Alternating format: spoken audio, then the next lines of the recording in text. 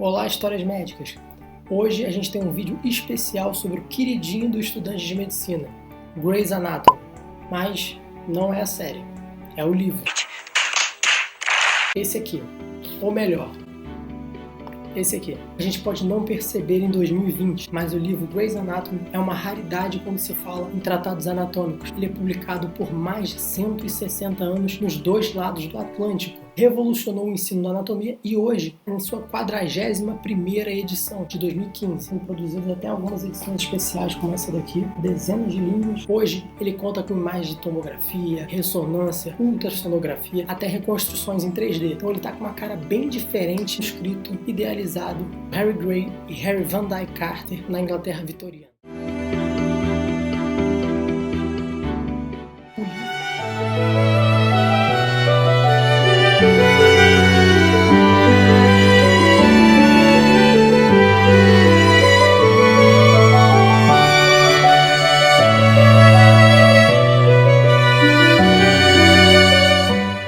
O livro surgiu da percepção de um professor de anatomia, Harry Grey, das deficiências dos tratados de anatomia da época. Harry Grey ele era um jovem professor de anatomia da St. George Hospital Medical School e, aos 28 anos, ele também já era Fellow da Royal Society e da Royal College of Surgeons. Ele, em novembro de 1855, convida um de seus colegas professores, Harry Van Dyke Carter, a participar da produção do novo livro de anatomia. Harry Carter, como eu disse, ele era um colega professor também na St. George Medical School, famoso por ser um grande artista. Ele vinha já de uma família de artistas e ele também era um grande microscopista, então tinha muito a acrescentar nesse novo livro de anatomia. Os dois passaram 18 meses produzindo as bases do livro. Grey ele era responsável pelo texto e Carter, naturalmente, pelas ilustrações, mas ambos passaram a fazer as dissecções juntos. Eles chegavam a trabalhar até 9 horas por dia e a produção do livro se estendeu de 1858 até 1857. O livro foi finalmente publicado em agosto de 1858 com o título Anatomy Descriptive and Surgical, o nome de Harry Grey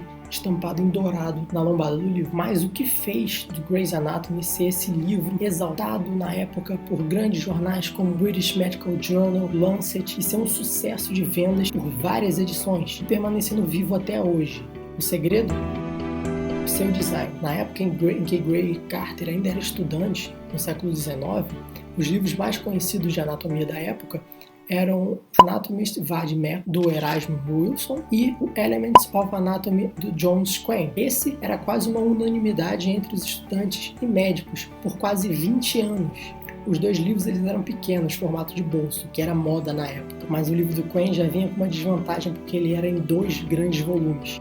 O conteúdo dos 2 livros era bom, mas ele era muito denso. Como eles eram em edição de bolso, eles eram um texto muito pesado e um espaço muito pequeno. As ilustrações, algumas eram do tamanho de botões, dificultavam a leitura e era muito intimidante para o estudante de anatomia. Uma solução para essas ilustrações pequenas foi o que foi chamado de oversize fólio ou elephant size, volumes tamanho elefante. Isso que vocês estão vendo aqui é uma comparação entre o volume de bolso do John Swain com uma dessas edições tamanho elefante, elephant size ou oversize fólio. É até difícil de enquadrar na imagem.